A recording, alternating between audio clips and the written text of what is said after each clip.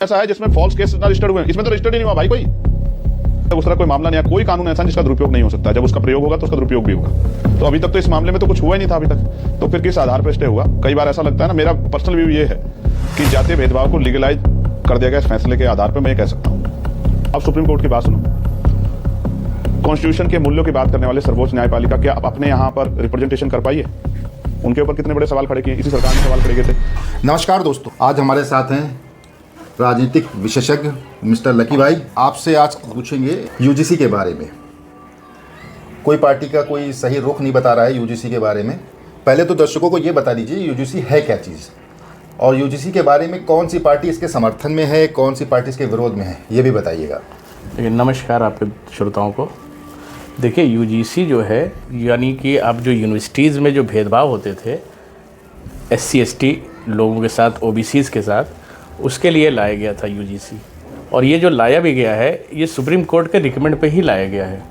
Supreme court में जब एक केस चल रहा था रोहित वेमुला का, आपका बहुत चर्चित केस था, तो उसमें आपने सुना होगा रोहित वेमुला में जब उसको इंसाफ नहीं मिल पाया, तो इसमें कुछ लोगों ने पिटीशन डाली सुप्रीम कोर्ट में।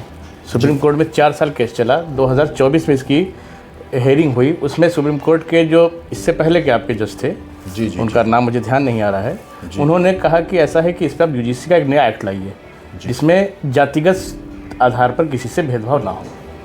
इसी के बाद ये एक्ट बनाया गया और जिसको स्टैंडिंग कमेटी में भेजा गया।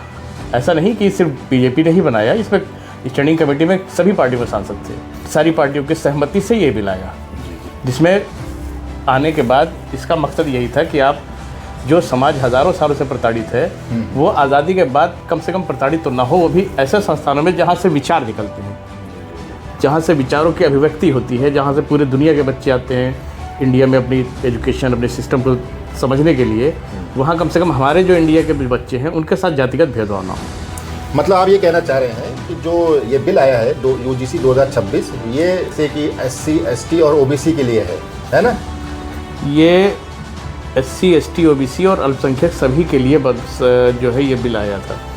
और तो दिक्कत तो सिर्फ अगली जाति, यानी कि जो जनरल कैटेगरी के लोग हैं उनको ज़रा दिक्कत हो रही है। ऐसा क्या है इसमें ऐसा कोई प्रावधान जनरल कैटेगरी के लिए भी नहीं था कि उनको किसी तरह की आपत्ति होनी चाहिए थी। लेकिन उनके जो विचारधारा जो है, जो उनके यूट्यूबर हैं, उन्होंने इसको हाइप किया। अच्छा। इसलिए हाइप किया क्योंकि वो चाहते थे कि हम अपना समर्थन पूरे देश में देखें कि हमारे जो सबड़ समर्थन है वो कितना है। अच्छा। इसके आप समझिएगा इस बात को। नैरेटिव बनाने का एक अलग बीजेपी का आईटी सेल के अलावा, आईटी सेल अलग है बीजेपी का, और एक नैरेटिव यूट्यूब पे अलग बनाया जाता है। तो यूट्यूब पे जो नैरेटिव इनका बनाते थे यूट्यूबर, उनके द्वारा एक गलत फहमी इनके अपने तो बीजेपी ने समर्थन किया ना, बीजेपी ने समर्थन किया। और इसमें किसी को सजा का प्रावधान ऐसे नहीं है कि आपने जाके किसी भी सवर्ण जाति के लड़के से कह दिया कि इसने हमारा साथ शोषण किया और उसको सजा हो जाएगी। 15 दिन का उसमें समय दिया जा रहा है, और जो 10 लोगों की कमेटी उसमें है, उस 10 में 3 ही सदस्य आपके एससी एसटी के होंगे, बाकी 7 तो सवर्ण के ही उसमें रखे जाएंगे।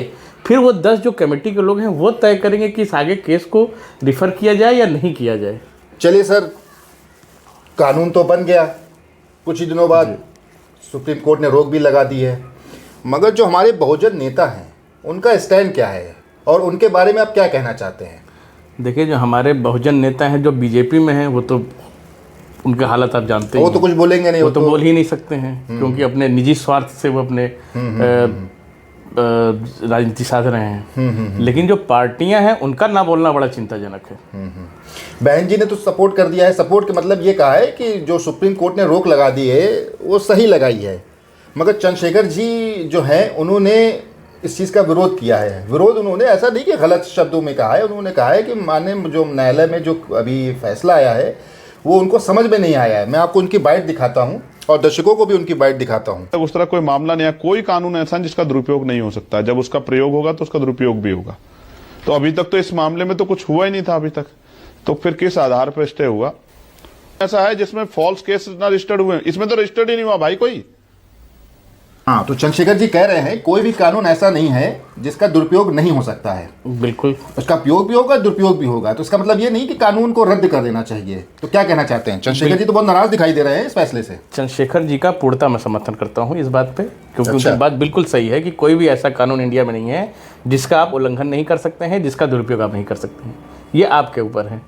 लेकिन आप इसको पूर्णतः बंद कर दें या इसको ख़त्म कर दें कानून, ये SC/ST के लोगों के लिए एक तरह से उनके साथ भेदभाव किया जाएगा। SC/ST के लिए ये वरदान था ये, क्योंकि उनकी आने वाली पीढ़ी आज भी बहुत कम परसेंटेज में यूनिवर्सिटी में जा पाती है।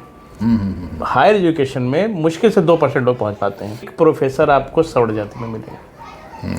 चलिए आगे सुनते हैं उनके बयान। कई बार ऐसा लगता है ना, मेरा पर्सनल व्यू ये है कि जातीय भेदभाव को लीगलाइज कर दिया गया इस फैसले के आधार पर, मैं ये कह सकता हूँ। भेदभाव को लीगलाइज कर दिया गया है बिल्कुल इस सही फैसले से। मतलब ये बहुत बड़ा बाइट है चंद्रशेखर की। बहुत सधी हुई बाइट है और माननीय न्यायालय की कोई आलोचना भी नहीं है, क्योंकि माननीय न्यायालय खुद ही कहता है कि आप मेरे किसी भी फैसले पे पुनर्विचार कर सकते हैं। हाँ, ठीक आप है। टिप्पणी कर सकते हैं। तो चंद्रशेखर जी के जो विचार हैं, मैं उनसे पूर्णतः उनसे सहमति रखता हूँ और बिल्कुल सही बताया उन्होंने।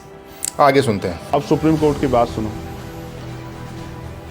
कॉन्स्टिट्यूशन के मूल्यों की बात करने वाले सर्वोच्च न्यायपालिका क्या अपने यहाँ पर रिप्रेजेंटेशन कर पाई है?